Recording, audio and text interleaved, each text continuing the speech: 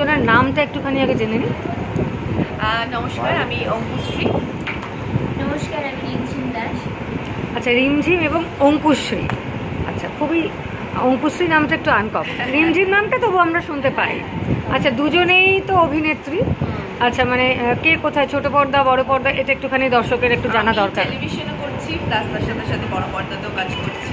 আচ্ছা, আমিও টেলিভিশন করি, সঙ্গে বড় পর্দাতেও কাজ করি। বেসিক্যালি আমার বেশি কাজ টেলিভিশনের সঙ্গে, টিভির সঙ্গে বেশিটাই যুক্ত। আচ্ছা, খুব ছোট একটা মানে খুব ইম্পর্টেন্ট কোয়েশ্চেন, বাট মানে খুব কঠিন কিছু না। আজকে তো গণেশ পুজো, আজকে তো একটা শুভ অসপিশিয়াস ডে। আজকে গণেশ পুজো এখানে এসে এই যে বিপ্লবরা যে অর্গানাইজ করেছে পুজোটা, এখানে এসে কেমন লাগছে আমি এই কারণে জিজ্ঞেস করছি, স্পেসিফিক্যালি কীরকম লাগছে, যেহেতু আজিকরের একটা মেডিকেল কলেজে একটা দুর্ঘটনা ঘটে গেছে সদ্য, 1 মাস তো হয়েই গেল। তো সেই যে একটা আমেজ, সেই যে একটা আবহাওয়া চলছে মানুষের মনের মধ্যে এবং চতুর্দিকে, প্রতিদিন তো আমরা দেখতেই পাচ্ছি প্রোটেস্ট র্যালি হচ্ছে। তো এই আবহাওয়ার মধ্যে পুজো, গণেশ পুজো, দুর্গা পুজো এসে গেল, এখন গণেশ পুজো, মানে ঠিক কীরকম লাগছে? আসলে কি হয় না, আমরা বেসিক্যালি সমস্ত ফেস্টিভ্যালটাই খুব চাই যে আমরা যাতে খুব আনন্দ করতে পারি, মন থেকে যাতে আমরা খুশি থাকতে পারি।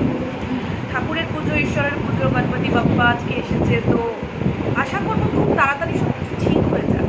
আমরাও যাতে মেয়েরা নির্ভয়ে রাস্তাঘাটে বেরোতে পারি, এই যে ট্রমাটা যাতে কাটিয়ে উঠতে পারি। আর ঈশ্বরের পুজো তো করতেই হবে। তবে আমি জানি, আমার মনে হয় রিমঝিম আমার সাথে একমত হবে যে আমরা না সবই করছি, কিন্তু কোনোটাই যে খুব খুশিতে খুব সাড়ম্বরে করছি সেরকম তো নয়। ওই লাইফ গোজ অনের মতন জীবন চলছে আসলে। আমি ওই জন্যই জিজ্ঞেস করলাম, কারণ পুজো মানে তো একটা দুর্দান্ত আনন্দ, মানে খুব সুন্দর সাজগোজ, ভালো ভালো খাবার দাওয়ার, গল্প, আড্ডা। জন্মাষ্টমী হয়ে গেলে কিন্তু একটা পুজোর রেস চলে আসে। তখন থেকে আমরা নানা রকমের প্রিপারেশন শুরু করে দিই। এইবারে যেন সেই জায়গা থেকে ইচ্ছে হলেও আমার মন চাইছে না, কিন্তু আজকে যেহেতু বিপ্লবদা ডেকেছে, আর বিপ্লবদা ভীষণ কাছের মানুষ, তো সেখানে না এসে কোনো উপায় নেই, তাই এসেছি।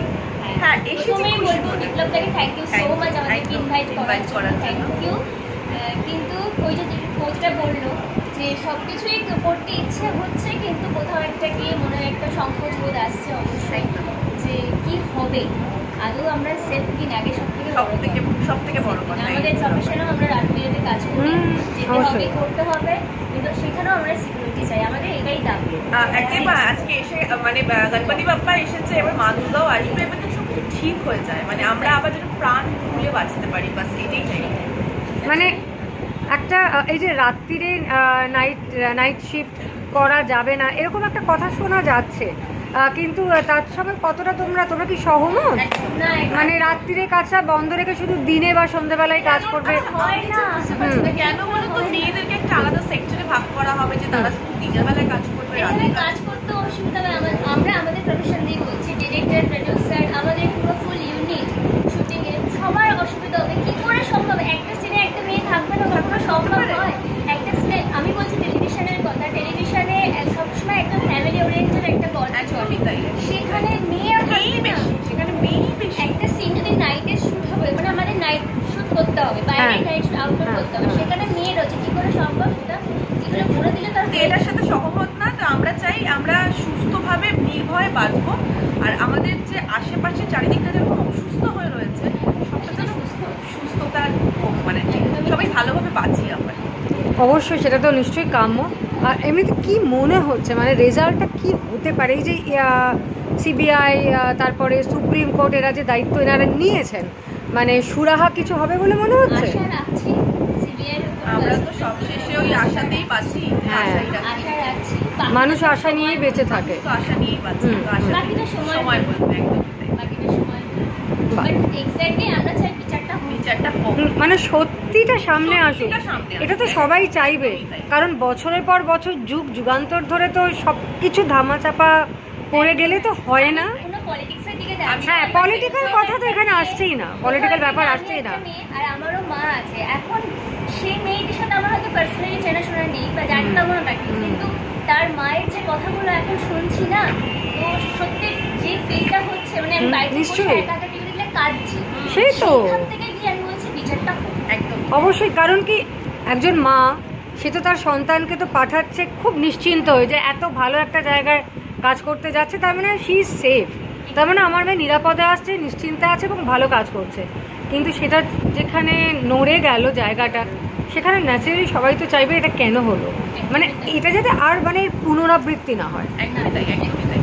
ওকে, আর গণেশ ছাড়া তো পুজো হয় না, সর্বাগ্রে গণেশের পুজোই হয়।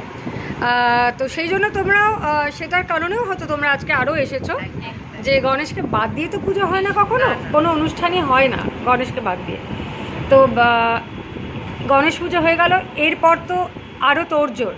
তো মানসিকভাবে যেহেতু তো আমরা কেউই এখন খুব একটা মানে খুশি নই, মানে সেই দিক থেকে বলতে গেলে আমি জিজ্ঞেস করছি যে পুজোর কি কোনো প্রিপারেশন আরম্ভ হচ্ছে? দুর্গা পুজো না, আমার তো একদমই মানে ওই হয়নি। একটাই কথাই বলবো, হয়তো আজকে সকালে ভাবছে যে যাই একটু কিনে কেনাকাটা করি, ঘুম থেকে উঠে হয়তো ভাবছি এটা ঠিক আছে একটু কেনাকাটা করেছি, কিন্তু ফাইনালি আমরা প্রত্যেকেই এখন সবসময় টিভির দিকে চোখ রেখেছি, নিউজ চ্যানেলে। সোশ্যাল মিডিয়া অ্যাকচুয়ালি সারাক্ষণ একটাই তো ঘটনা, একটাই ঘটনা, একটাই মেন নিউজ, একটাই। সেখানে গিয়ে না মন চাইছে না। ঠিক আছে, এখন ভাবছি যা হবে পরে দেখা যাবে, দুর্গাপুজো এখন ওটা নিয়ে ভাবি।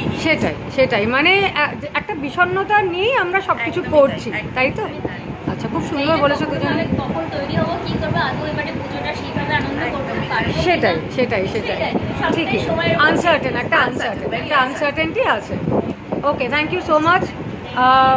আজকের দিনটা অ্যাটলিস্ট আজকের দিনটা খুব শুভ দিন। আজকের দিনটা মনে খানিকটা আনন্দ নিয়ে কাটাও, বিষণ্ণতার মধ্যেও একটা আনন্দ তো থাকতেই হবে, আর এসেছো তখন একটু তো খুশি নিয়ে বাড়ি ফিরতে হবে। ওকে, থ্যাংক ইউ ভেরি মাচ, ভালো থেকো, সাবধানে থেকো, নিরাপদে থাকো। হ্যাঁ, শুভ শারদীয়া আগে বলে দিলাম, একদম। পুজো খুব ভালো কাটছে। Thank you.